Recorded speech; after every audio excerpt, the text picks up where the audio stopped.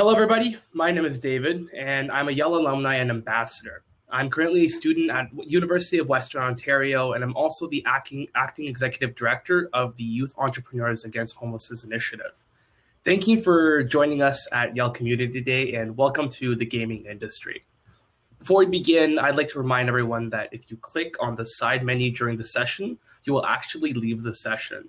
So unless you've opened it in another tab, just don't click it. If that happens to you, you can easily rejoin the session by just, clicking back in. We will have time for Q&A near the end of the session, so please hold your questions until then. Write them down somewhere just so you don't forget it. Now, I don't know about you, but I've spent countless hours of my life playing various types of video games. So before I get too carried away about how bad I am as a gamer, I'd just like to quickly let our speakers introduce themselves and get the show on the road. So let's begin with a quick, who are you and what do you do? Sure, I can get started. So my name is Lidi. I work at Eastside Games. We're located in Vancouver, and we make free-to-play mobile games, most notably Trailer Park Boys, Always Sunny, Archer, those sorts of titles. And at the studio, I'm the communications manager. So I handle a lot of our outward-facing communications, social media, press, charitable giving. And I've been at ESG for 8 years. I'll go next. My name is Giroux Niquet. I'm the studio lead at LDRLY Games. We make mobile games focused in the casual space. I've been in the game industry for about 20 years or so and learned a lot along the way, and happy to share with everyone. Hey, I'm Josh. I am the CEO and co-founder at Eastside Games. Like Lidi said, we make mobile games, also the technology to power mobile games. I've been in the game and tech industry for 20 years now. Before that, I worked in hospitality right out of school for about 15 years. And yeah, lots of learning along the way. I really think games and tech, my latest soapbox is I really think games and tech are the next blue collar jobs that everyone's either going to be working in games or tech when they come out. And you can definitely do that through school, but if you don't go the school route, you can just start working in this industry as well. But do school, it's a lot easier than without school. So it seems that we have a variety of different experiences, from leads to CEOs to so on and so forth. How did you get involved with what you're doing right now? What is the process like? What did you study? So on and so forth. I can go. So I actually didn't go to post-secondary. I went right into working in retail and then in office jobs out of high school. Before Eastside Games, so I've been here for 8 years, but before that, I worked at the University of BC in admin and operations, but I always really loved games. I had lots of friends that worked in AAA gaming. So when a friend recommended me for this position, I was happy to take it. I didn't really know much about mobile games back then. 8 years ago, Eastside Games was making Facebook games primarily. So that was new to me as well. But really just it seemed like a fun industry and more aligned with my personality than working in academia or working in a corporate environment. So I made the jump, and it's the best thing I've ever done. Yeah, for me, I worked in retail for a long time before I got into games, and just wanted to do something different than that. And so I took like a multimedia course back in the late 90s, and that was a really good launching point for me, and decided to carry on with programming a little bit more. And talked to a friend who said, be careful about being a self-taught programmer this late in life. You'll pick up a lot of bad habits.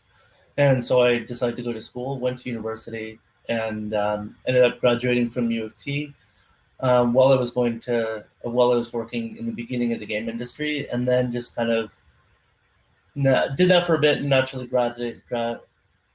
gravitated into more leadership roles, and really enjoyed wearing many hats and having to do a lot of different things and working at smaller studios.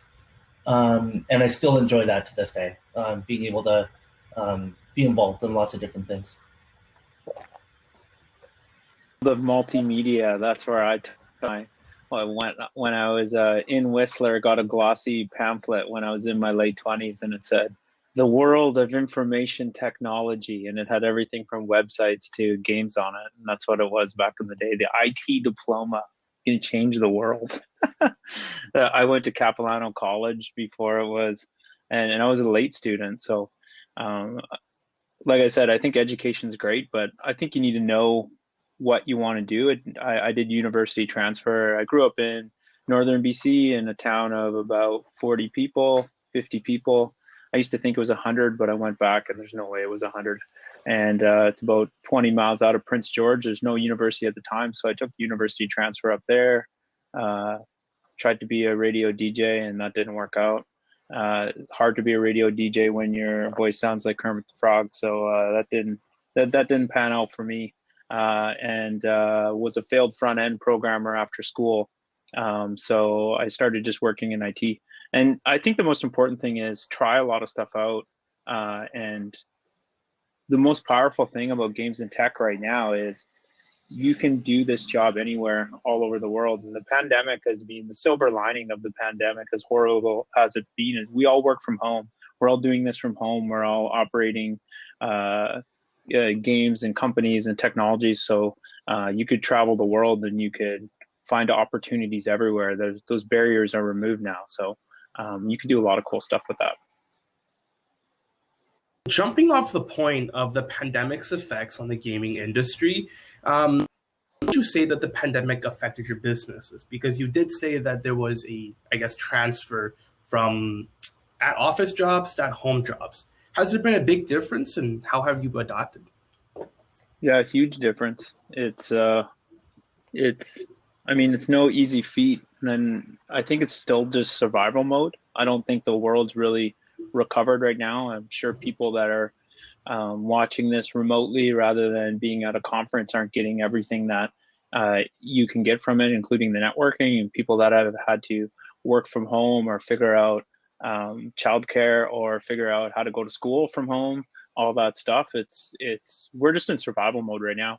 But I think with that, huge opportunity for entrepreneurs about things that you could figure out how to make better, like how do we make digital signing even easier? How do we saw that over the last couple of days with new startups like Clubhouse going like crazy, where people have decided they want even more Zoom calls in the day, and so they're going to watch strangers do Zoom calls. Like this is really what you look for as an entrepreneur, of a fundamental shift in the world where we can't travel right now. So how will you bring that travel to people? Or how will you bring home office comforts to people? How do you make a community when you can't actually see each other in person? So these are big challenges that people in tech and entrepreneurs, I think, can solve.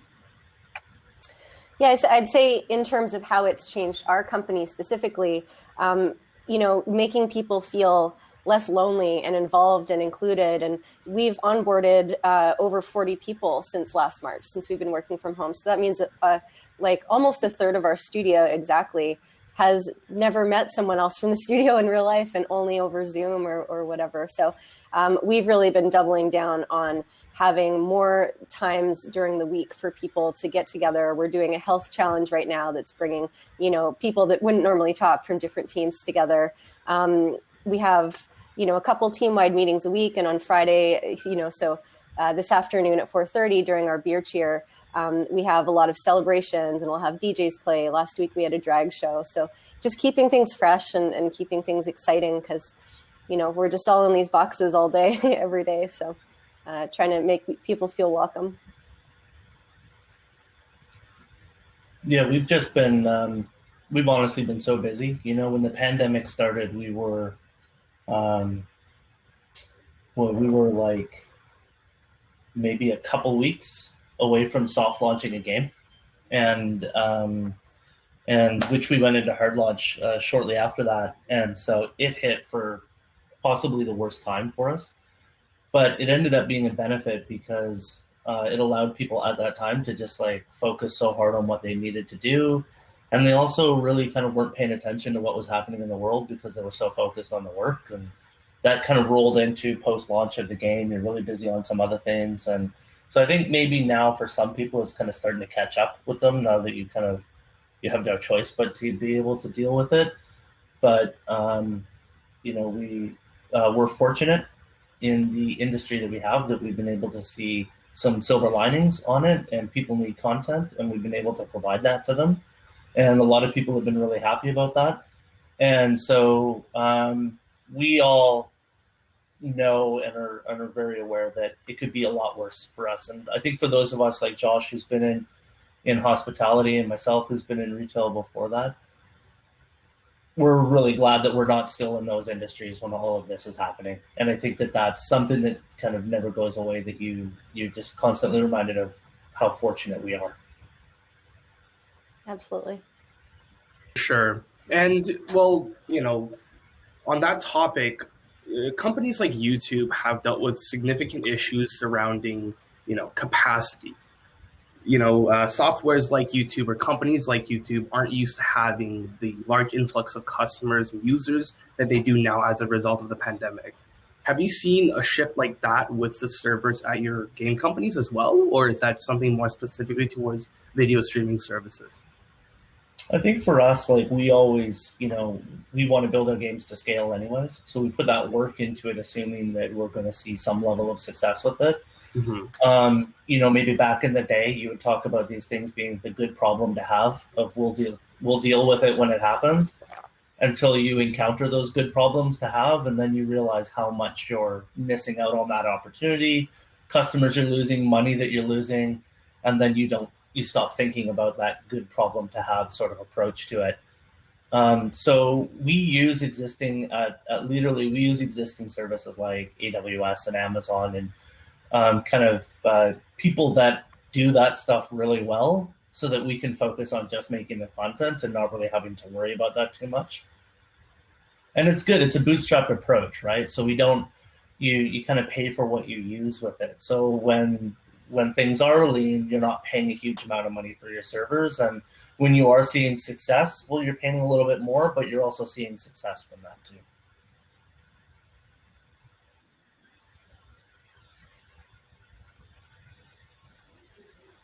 The big opportunity here for people that are thinking about, I imagine there's a lot of people that are thinking about here, getting started quickly, or what they want to do for a quick app, or thinking about what your business is, thinking about that in the future, or you have a side project, is there's so much technology out there right now. There's probably more tech than you could ever get through that.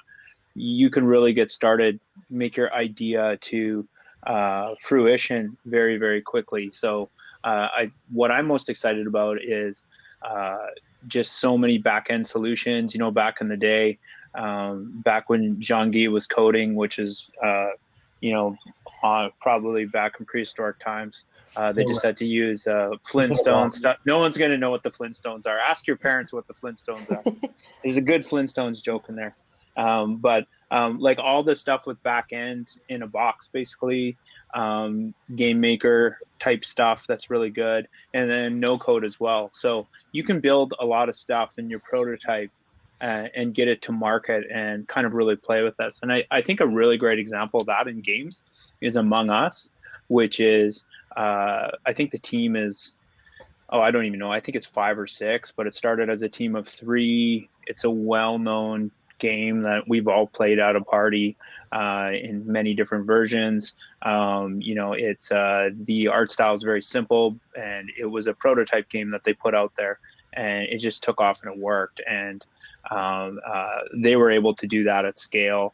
They had some problems with security. They're able to resolve it, but you can do lots of that stuff. Get your concept out and just go with it from there. That's what's the most exciting thing in the industry right now, I think.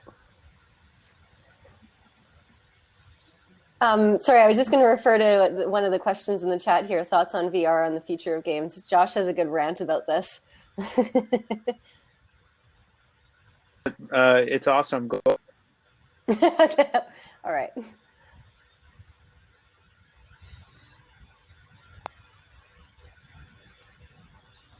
Sorry, I just wanted to confirm. Did you want to answer that question? No, I'm good. I'm not getting that. I don't know a lot about VR. I don't know a lot about.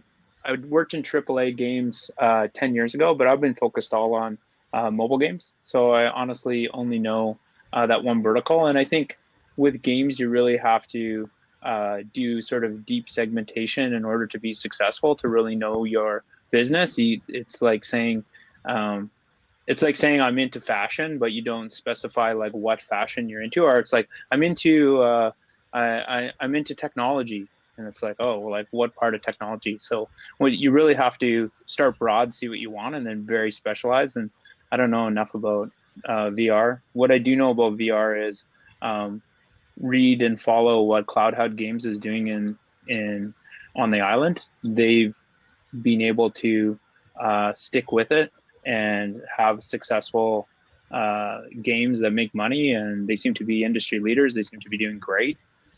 Stick with that. I think you find that business model that makes sense for it. Find your passion and see if there's a business model that aligns with that passion. Because making games is tough, and it can be really hard on you when you're hitting some of the downtimes and you're hitting going through some of the issues. And if you're not really passionate about what you're doing, you're just going to give up and you're going to move on to something else. And so I think if whatever game genre you're interested in, if it is VR that you're interested in it, there are companies that are doing that. There are places that are having success with that, as Josh said, like CloudHead here on the island. But I think that oftentimes in games, people just say it's kind of like the Field of Dreams approach. If you build it, they will come. And I think you want to balance kind of the passion that you want to have with it, but is there a business case for this thing that I'm doing? And that's something that I think a lot of indies kind of miss out on. And there are very few stories of Among Us and the team of 3 people that make a success out of a cute little game that just blows up and does really well. But what we don't hear about is the thousands of other people that tried to make something like Among Us that failed. And so you want to be aware when you're hearing about the news of like Among Us or some of these other indie games that were built by 2 people in the basement, that there are many, many other examples of things that didn't work. They just don't get the press. Isn't there something like 800 games per day are submitted onto the App Store? So it's hard to get noticed. But just in terms of the VR stuff, 5 years ago, the barrier to entry for equipment was prohibitive for a lot of players. And so I think that the people that got into it early and are still working on it, I think they're seeing more success now as there's, more equipment, it's cheaper, it's more accessible for people. So if you like it, go for it. And I'm guessing on that topic, it's kind of like the survivorship bias of entrepreneurship, where there's an overwhelming amount of kind of college dropouts that have succeeded in entrepreneurship, which automatically associates people with entrepreneurship and, not going to university. So that's a very good point that you guys have brought up.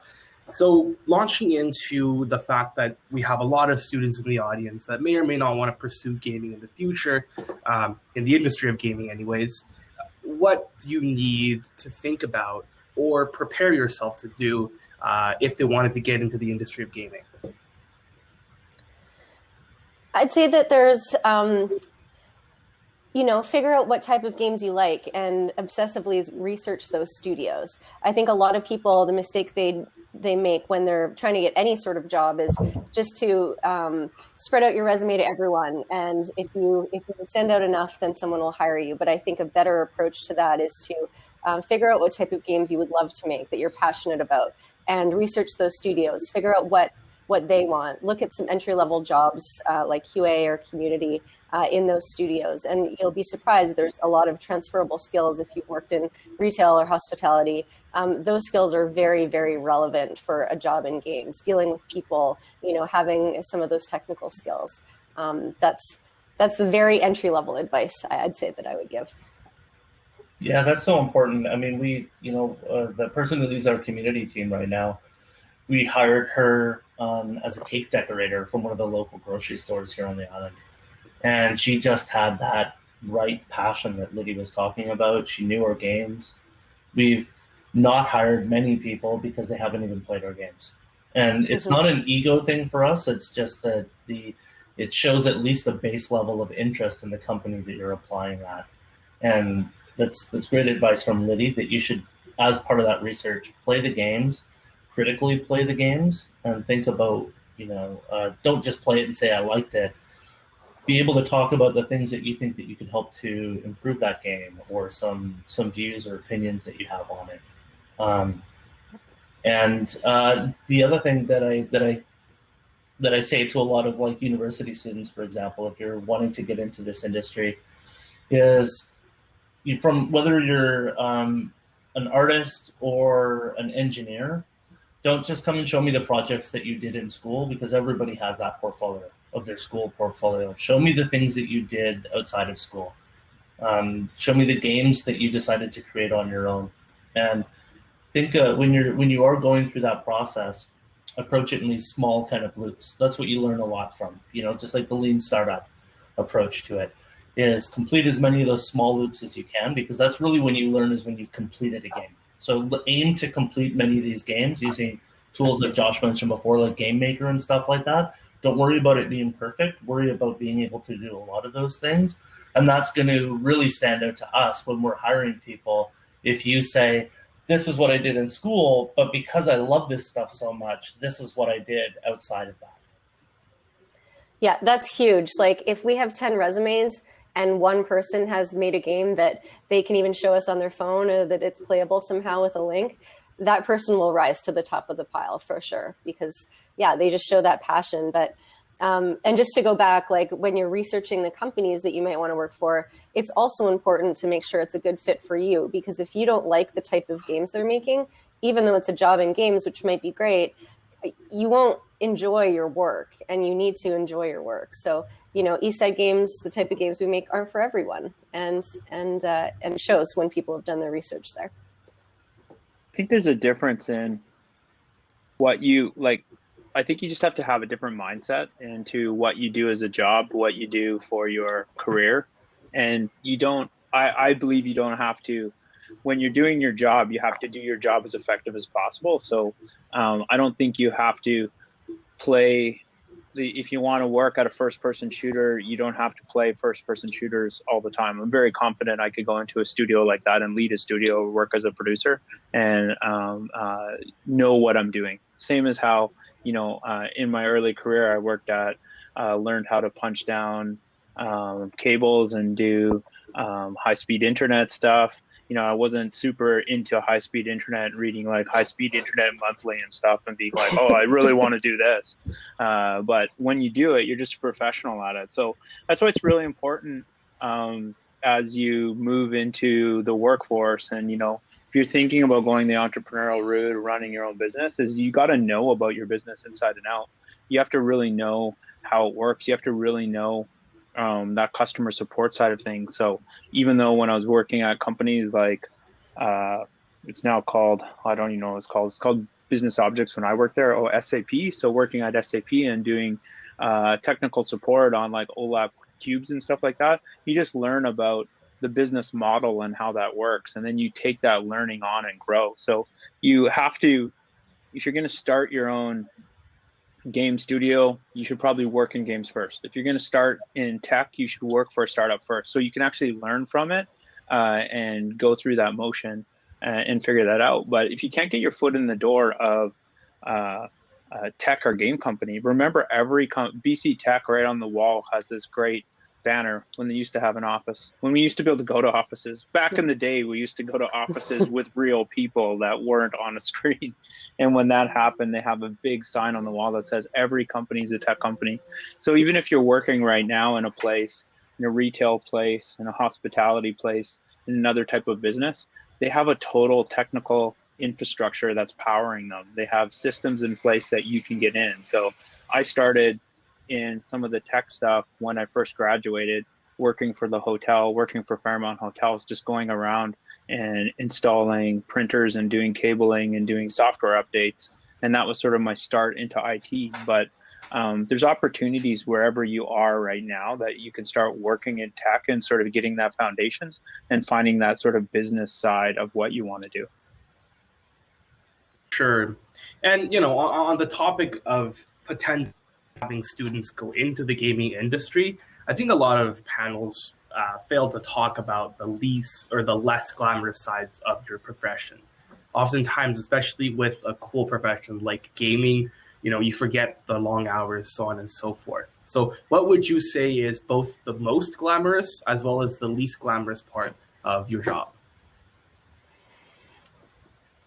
I don't know. I think Jean-Guy kind of touched on what the least glamorous part is sometimes, is that it is really hard. And it's really sad to put, months of effort and passion into a project, and then you put it out into the market and it just doesn't do well and people aren't into it. And it's like, it's your baby, but you can't make people love something. You just didn't hit the mark. So I think that can be some of the hardest stuff. And especially for a company where they've been depending on that and they don't have, money in the bank or anything, that can make or break it. And you see that happening all the time. So I think that part's really sad. The most glamorous, I don't know. Maybe like for me, it was lots of travel. I used to go and speak at a lot of conferences, and I travel the world. And I wouldn't say that like being on planes all the time is glamorous, but that was definitely one of the most fun parts of my job. And it's a part that I really miss right now. I think for me, the worst and the best are actually usually tied closely to the same event that happens.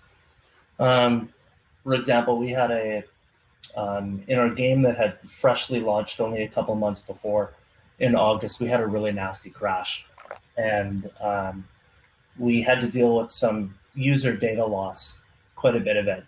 And it was just like the walls were crumbling around us. And we had maybe, I don't know, there was probably about 20 of us on the team at that time. And things were just falling apart so fast that, like I said, I've been in this industry for 20 years. I've seen a lot of failure. I was in my office with the camera turned off, crying in my hands, thinking it's all falling apart right now. It was so terrifying and it was so scary. And we had myself and a couple of other senior people on the team, but then a lot of junior people, like that cake decorator, for example, and another person who was a junior game designer who stayed up really late that night to try to solve the problem and figure out what we were going to do. And we worked through that problem through a couple more days. And we came up with the solution, and we ended up having a lot of people who, some people were still upset, but for the most part, people were really happy. Our game rating went up as a result of it, of the solution that we came up with. And we got everybody set back up with something that made them happy. We didn't end up losing anything. And back in the day when I used to do improv, we'd call it pulling the puppy out of the mud. It's that you've got this little puppy that's drowning, and the most exciting thing that you get is when you save that little puppy. And it's those events where we went from, that was the most terrifying, that was the hardest part about the job, to when we solved that problem, that was our greatest moment last year. Even ahead of launching a game during a pandemic, it was being able to overcome that big obstacle that we had and doing it as a team and doing it with a mix of junior and senior people. And that was the thing that made me most proud this year, was being able to do that. And that's something that I never got when I was doing in retail. I never had those moments of being able to have this kind of, huge stress and then huge acceleration from it. And I think that being an entrepreneur is a lot of that. It's a lot of big ups and downs. And I think it's something that you've got to be comfortable in and maybe even thrive on that a bit. Yeah, that's awesome, Jean-Guy. Thanks for sharing that. Josh just had to take a call, so that's why he's not on. He'll be back. Yeah, awesome. Okay, then we're going to get on to the Q&A session of this because I've spoken for enough times. I'm going to open it to the room. Now, y'all students, you have two choices. You can either request to, show your video and ask your question to the entire class, or you're also welcome to just put your questions in the chat. But I'll quickly read off a question that we already had. So, any opinions about the legality of gaming and how will it affect its future market and growth? So things like loot boxes, monetization, lawsuit from bad consumer practices, so on and so forth. I'd say, this is an area that's always changing. And I think that it needs to be fluid, that some things that we did before might not we as a studio, but just as an industry, had to change, and there needed to be stricter rules about it. And I think that's a good thing. I think that all of these, laws and ethics around games are there to protect the player and to make it a safe, fun space to be.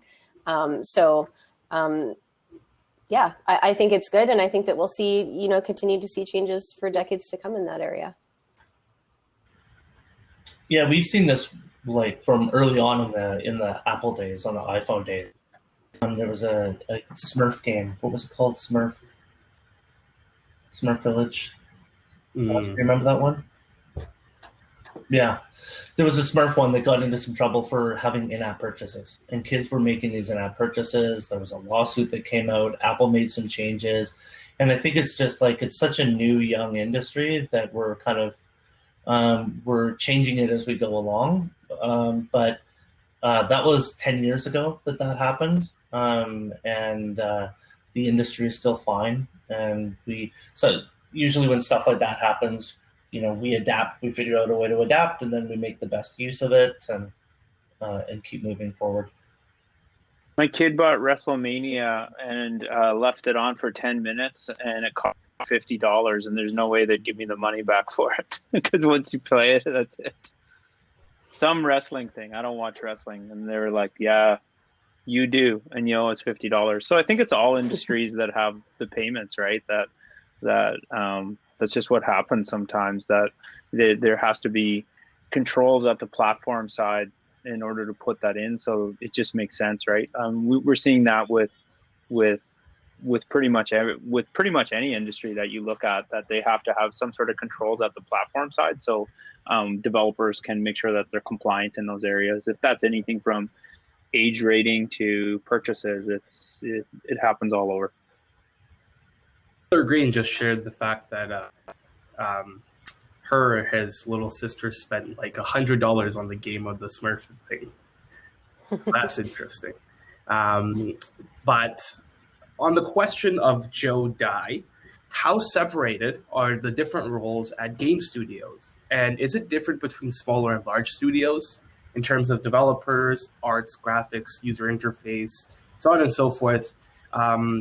Would you have to know both development and graphics design, or just multiple disciplines in order to be successful? I'm so glad someone asked this question, because I actually had just brought up some notes in case there wasn't any questions, because I wanted to talk about this. So I'd say joining a small studio, you will have to wear a lot of hats. If it's just 2 or 3 people, you'll be doing all of those roles. You'll be doing customer service and art and all of these things. But at a larger studio, it definitely gets more segmented and people are more specialized. And the point that I wanted to bring up was that even beyond the traditional roles that you would think about, like a game designer, engineer, artist, those are kind of the typical ones. At a studio such as ours, we have, there's an IT team, we have community, QA, obviously, but there's also like finance, HR, those sorts of things, production. We have narrative. Our games are really narrative driven, so we have lots of writers. We also, our studio and most game studios are really focused on the numbers and tracking things. So we have analytics, business development, and growth. So like tracking the numbers for how we're doing. So even if you're not in one of those traditional game disciplines, there's lots of opportunity to join a game studio. Just like me, like I don't do any of those things. I work in communications. I started off as the office manager. So lots of options. Yeah, there's tools out there that can help you along the way to kind of fill any gaps, really, or a lot of gaps, right? So as Josh mentioned about Game Maker, that's a tool that requires very little coding in order to be able to make a game. Unity, which is the standard game engine, has things like Playmaker and stuff like that inside of it, which are non-scripting coding engines for it, so that you can still do a lot of work without having to actually write very little code with it. There's a Unity asset store, which has not only a lot of tools, but it also has a lot of art assets in it as well. So you can pull a lot of art assets from it. And I think that, you know, it's good to think about these games in kind of that bootstrap approach to say like, all right, how can we just kind of get the fun across in the game without worrying too much about what the art looks like or if there's bugs in the code or anything like that. So you can use existing art assets that are inside of the Unity asset store to kind of get you up and running. And then you know, if you do think that you've got something there, you're able to share it with some people who want to invest some money into your game to say, hey, I think we're onto something here. We obviously just need some money to like bring on an artist to help our art be better or to bring on an engineer to fix some of these bugs. But if that kind of nugget of fun is there, that's probably one of the most important things in the game industry, because finding that's that game design tool to just have a pull down selection for a game design doesn't really exist. There's things that can certainly help you out and get you a lot of the way there, but those other things can kind of make up for it. So, which you don't need to be like a professional game designer either, right? Like you could just have an idea for a game and then want to make that and actually, but do something with it. Because ideas and execution of those ideas are two different things. And when you actually see your game on your device and are able to click on it and play on it, you might not realize it's as fun as it was in your head, as you thought that it would be. Awesome. Thank you guys for sharing. And this is actually a question that's inspired by our Yellow operations. But if you had access, let's say tomorrow, to a time machine that took you all the way back in time to speak to your 17-year-old self, what would be your 3 key takeaways to help you along in your journey to avoid some obstacles, you know, make your life a little bit easier, or just to avoid some mistakes that you've made? I don't know if this, sorry. I don't know if this is going to come across as sounding too harsh, but this is the first thing I thought of, and it's absolutely was true for me, is just because you did well in high school does not equal success as an adult. In fact, it's the opposite, because I felt that it would, and I soon realized the harsh realities, and it took me a couple of years to kind of snap out of that and to realize it's just about hard work and you know, making connections and those sorts of things. But that was a hard lesson for me to learn. Yeah. Did I just kill the room? No, I'm saying similar to that, Lidi, is like, I took some time off after high school to just have some fun and find myself, right? And I would say limit that, put a cap on it and say, okay, do that for a year, go out and have some fun and then get on with your life. Because you're just delaying it. And I think that it was good to go through that experience, but I didn't have to do it for like 8 years. 1 year was probably enough. Yeah, same. But that being said, though, take some time off to travel. It's the best thing I ever did. I took a year off from like retail, but to go traveling when I was 20. And that still was absolutely worth it. So when we're allowed to get on planes, when we're all vaccinated and it's safe, then highly recommend. Say just don't listen to anyone. What you want to do. I'd say the only thing that powers me to do this is all the people that said you couldn't do it, and so just keep doing it, because that's kind of the world we live in. Is people are going to say it can't be done, and so if you're going to be an entrepreneur and drive through that, you gotta be ready for that. So if you're taking a year off, if you're doing that, you're always learning, you're figuring that out, and you got to do with what you got. So if you don't have the means to go to university, it doesn't mean that you can't succeed. You got to work at a company then, and that's got to be your university, and you got to save up and figure that out and have a long-term plan and know that, you know, people don't like to hear it, but there's no, the path to success is one step forward very slowly for 5 years, and you see a little bit of progress, and then another 5 years. So work hard for 10 years and you might see something and you might not, but that's what happens. There's no easy path. And I think a lot of people don't like to hear that, because that's not what the world's selling. The world's selling is like, what's the stonks of being an entrepreneur, right? What's the quick rich? There's no quick rich way at all.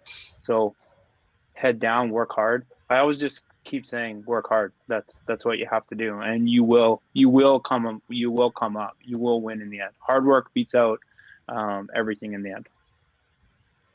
And I can actually add something on this in regards to the putting in the work. In university, what separates you from the others is not necessarily how smart you are, but it's more how much effort you're willing to put in. And especially, in the sentiments that are passed on by Joshua, all we're telling you to do is work hard. Working harder is better than being smarter. But a question from Ethan: what is the best area to get your start in gaming for entry-level positions? We have lots of positions for entry level. It used to only be like a couple, but like it used to honestly only be if you're coming from the university route, just co-ops for engineering. That's it. But now there's so many different options you can go to. If you are able to you want to go to game design, you could hit up many of the schools, AI, VFS. There's many others like that, or even there's a lot of if you want to do animation, you get into VFS's program or a bunch of others to do that. Or so we have entry levels in almost every position. Maybe you are want to come in as the best way to get into other positions like production, and like I started as an assistant producer, but I started my foot in the door at Relic as working in IT. So that was just building desktop computers, delivering them to the desk, replacing monitors, basically doing like facilities maintenance. And that's all I did all day. And I shipped 3 or 4 games working at Relic at that. It was a great job. I think, in hindsight, I probably just should have stayed and became IT manager versus becoming a CEO. Don't become a CEO. It's the worst job ever. I don't like this job at all. I would highly recommend people don't become CEOs. You just hear everyone's problem about what beer or sandwiches they don't like, and you don't get to make any games. But for entry level, a good place to get started, if you're into games and you like it, if you play games right now and you make levels on games, you use the open tools to make levels or design it, you might want to look at design.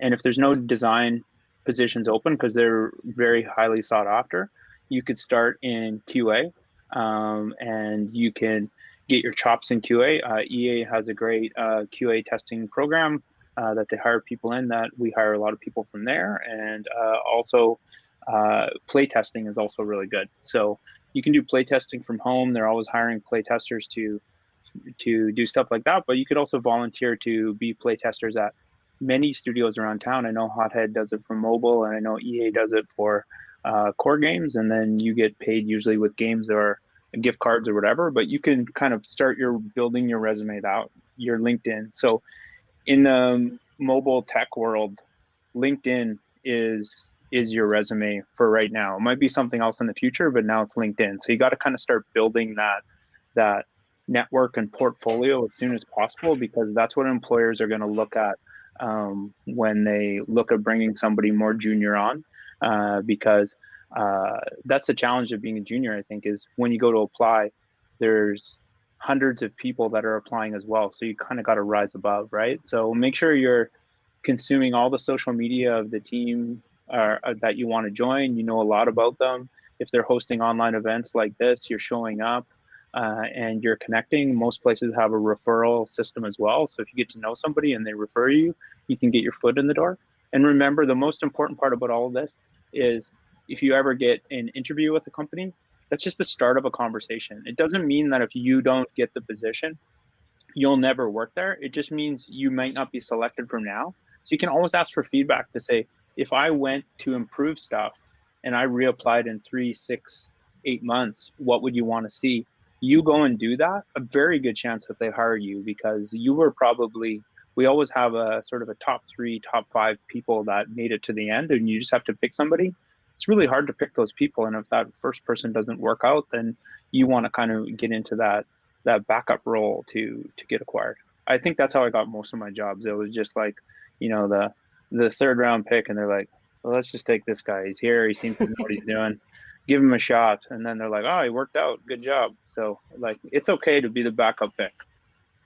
Yeah, absolutely. I just want to add on to that with your LinkedIn or when you're working on your resume that don't leave off the jobs that you might not think are relevant. Like if I see that you've worked at McDonald's for 4 years, like then you've seen some stuff. And I think that you would be, you'd probably be a great fit because if you're able to do that job, then you can do anything. So those things are all relevant. Don't leave them off.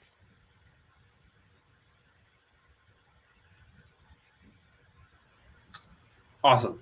That's incredibly useful, especially for the recruiting side of things. And also, I want to introduce the concept of the Yale network.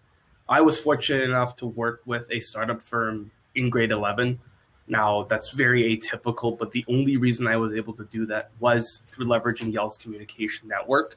The people that are a part of this moderating, or the people that are a part of this panel, are all open to communicating with you if you are interested. So this is a really good, I guess, place to jump off future communications. If anybody is really interested in games or in the studios that are here today, highly recommend you to try to reach out and see if there's something that could happen as a result of that. But to further in the next question from Jerome, if you weren't working in games, where do you think you would be? Where do you think you would have ended up? I don't know. I want to own a food truck or work in fashion. Those would be my two.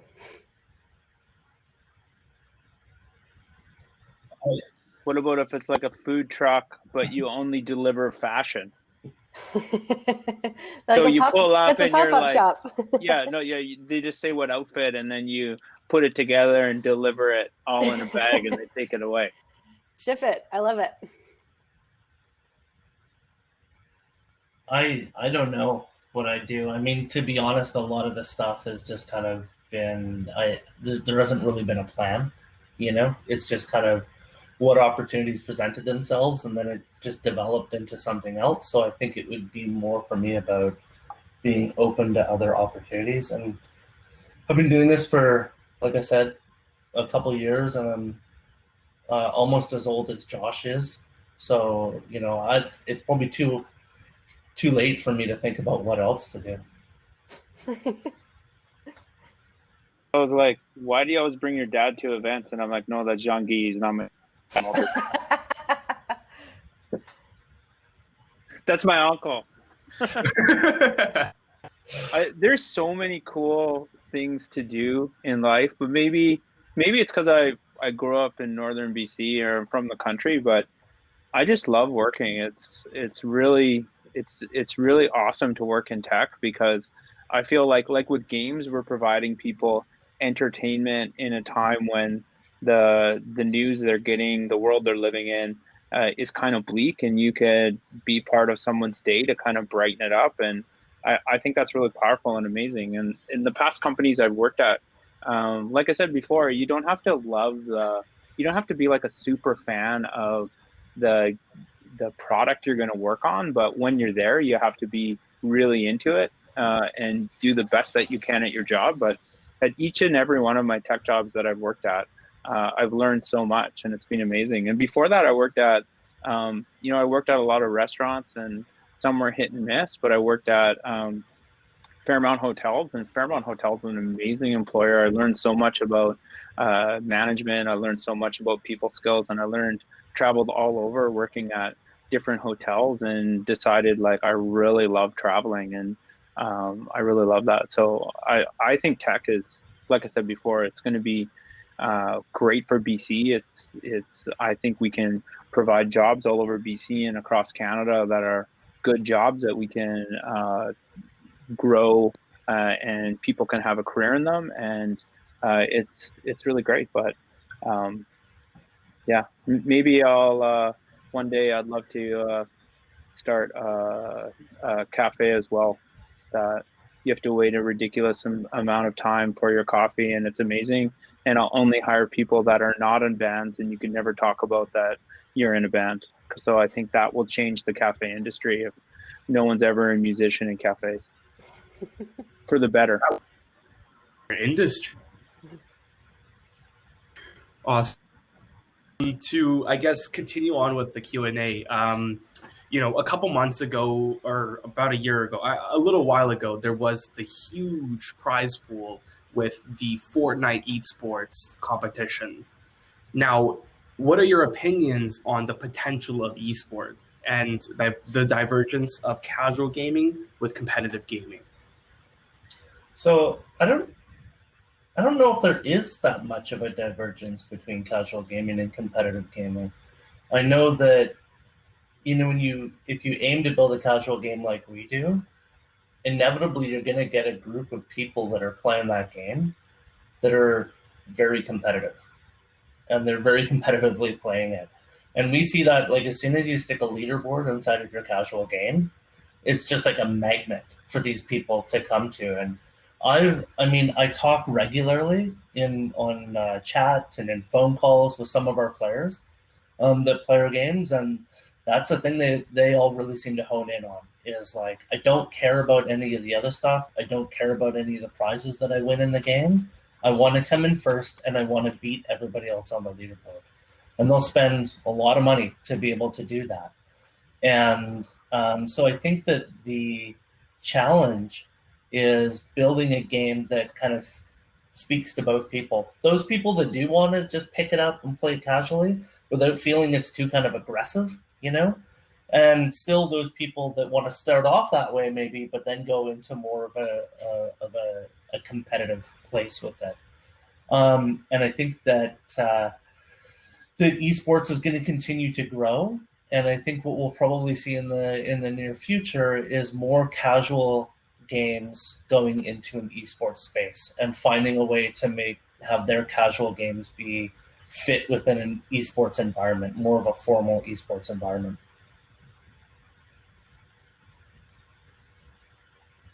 That was a perfect answer. There's nothing I can add. You want? Just looking up, Skills just released their released their market cap, and it's like in the billions, like 14 billion or something like that. So that's all esports, but with casual games. So I think it's a growing segment, and esports is here to stay. And lots of people are looking for new content to watch. I think it's new markets, right? This is another big advantage area that people can look at new markets and look at how you can leverage those markets and the tools along the way that can power your business. When you look for the gold rush, you don't just look at people getting the gold. It's the people that were making the Levi's and had the picks and the shovels and selling the donkeys that made all the money. It wasn't the people finding the gold.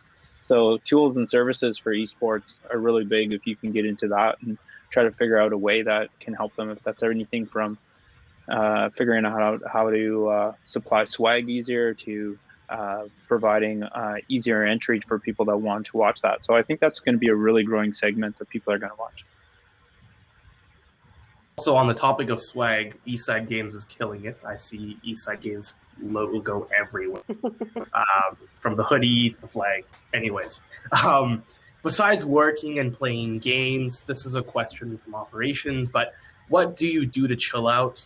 Self-care, especially given our current operating environment with COVID-19, screen time going up. What do you guys do to relax and just to avoid burning out? Mow the lawn. It's my Such a dad. Thanks, Dad. Mow the lawn. Do we have any sound effects in this call? We could play the. I unfortunately do not have a soundboard. The thing I'm most excited about outside of work right now is that power grader that I ordered for my driveway to regrade my gravel driveway. Yeah. And it's not just me that's crazy like this. Like, our lead engineer at LDRLY, I mean, he's always doing stuff. He's building cars. He's fixing houses. I think for both of us, it's getting away from the computer and doing something outside and doing something that's kind of so Luddite, that it's the complete opposite of tech at all. It's really kind of more salt of the earth sort of stuff. And I think that it doesn't need to be that. I think it's just the contrast and the opposite of doing something that is the farthest opposite from my work is what I like to do to relax. Yeah, I'd say for me, I agree with some of those things. I've started cooking and baking more, especially in the pandemic, just like everyone else. I got on the making the bread train and those sorts of things. But you know, I have a dog that needs a lot of exercise, so I spend a lot of time walking outside. I live in a neighborhood in Vancouver that I love, that's close to the water, so I'm doing lots of that. And I can't stop buying plants. I live in a jungle; it's too much. So I started propagating plants, and now I'm growing more. So that's really fun for me. That's Are awesome. you power grading or no? No, live in an No apartment. power grading. Otherwise, I would be for sure. Okay, yeah. Hook me up with some plants. I think we're in a global pandemic. People forget that, and more craziness comes down every day. Just let's get through the pandemic. Do whatever you want to do until you get out of it. If you want to not wear pants, don't wear pants. As long as you're not on the camera, that's cool. If you want to play more video games and eat junk food, then just do that. But you also have to, get out, go for a walk. I run to get out there, read, do that sort of stuff. But there's a lot of, as we go deeper and deeper into the pandemic, and the light's there, and we're gonna get out of this okay. But just do whatever it takes to make you happy. So if that's watching movies or playing a little bit more video games than people think you should, well, just take care of yourself, and yeah, For sure. take it easy on definitely yourself. I definitely feel the DIY. I actually made that because I was just way too done with school. But to close off this panel and the final question with Ethan again, what are some fun behind the scenes stuff about the gaming industry people might not know about? I'd say for us specifically, ESID Games works on a lot of really fun projects that come from TV shows. So Trailer Park Boys, like I mentioned, Archer, those sorts of things. And we are obsessed with those IPs. So I think that's a lot of fun internally, is getting to work with projects that we just think are so much fun. We're huge fans of the shows, and we have a lot of fun internally creating content around these brands that we love. Yeah, that's a good one, especially when you get to meet the Trailer Park Boys, or Tommy Chong drops by. Ask your parents who that is; they'll know who that is. And and then in other bigger studios that I've been in, it's been like celebrities have stopped by to talk about that. And it seems to be what's really cool right now about the industry is there's a lot of collaboration that goes on across the industry. We just collaborated with Section 35 to do a streetwear collab to put that out, and you're seeing that across every industry, across fashion and video games and movies, and it's all just kind of syncing up. So it's pretty cool how things can I think it's really cool how things can move so quickly that for example, Jean-Guy was able to go up when and get a quick dog. Sorry, what was the collab we did? With Dogface? Dogface, yeah, get Dogface in the game really quickly and get them, and then also work with Lidi to get them in our other games, and be able to get that done really quickly and then get it live in the game. So what's really exciting about games and tech is something could happen in the world, and then you kind of have that meme, that joke live for everyone to have fun with it. And I think that's what the world really needs right now. Like, I think that's why Bernie memes and stonks stick around for a week until the new thing comes along, because we really need that fun, and we can really have a lot of fun. We work really hard, we do a hard job, but we also have a really fun time doing that as well. And I would say the most fun thing is you're able to move around from job to job. So I was able to move from IT to production to do some I think Lidi's doing some grading there in the background. She's breaking out the power grader, and that would be the best thing, I think, is just so much. Once you get behind the scenes in a game studio and you get your foot in the doors, you can just see how everything is being done, and you could step on any team and step in where you need to do that to make the games go out. It's amazing that we actually are able to make games, and it's amazing how we're actually able to update games. And it's like every software company I've worked at where people are like, I'm amazed this actually works. But it does. Yeah, I think we're in a really creative business, whether it's us or entertainment. I've worked in the TV industry as well, and in both cases, but even more so in games, you really have to find that. I know it's common to hear people say finding the work-life balance, but I think really for us, it's about finding that balance between working hard and then taking your foot off the gas and kind of fooling around a little bit and not taking ourselves seriously, and then putting our head down and getting back to work and continuously finding that balance with it, because you can't be creative if your head's down working really, really hard 100% of the time. You do need to kind of step outside, and I think that the thing that ESG has done really well with some of their old games, and these newer ones, is that you can tell when you're playing the games, you can see the fun come across, the fun that the team had making the game. It comes across in the game itself. And so I think that if that's been a key part of your success, then you have to continue to do that. Awesome. Lidi, did you want to touch upon this as well? I'm sorry, my dog was messing around in the background. Did I miss another question, or? This is just the last question of what are some fun behind the scenes stuff about the gaming industry people might not know about? I think you already touched upon it a little bit. Yeah, I think I already answered that one. Yeah. Okay, perfect. Awesome. So once again, I just want to thank all the panelists for being here, and thank you for your time. In the interest of not keeping you guys here forever, we're going to kind of close everything off. Just a quick put it out there for the panelists. Would the Yale students be able to reach out to you guys on platforms like LinkedIn? Absolutely. Yeah, fine with us. And you can reach Eastside Games on socials as well, at Eastside Games on every platform, or at Eastside Games Studio on Instagram. For sure. Awesome. Thank you guys so much for being here. Thank you so much for the valuable insights. And thank you all to the people that are in the audience listening. Thanks, everyone. Good questions. Thanks. Keep working. Yeah.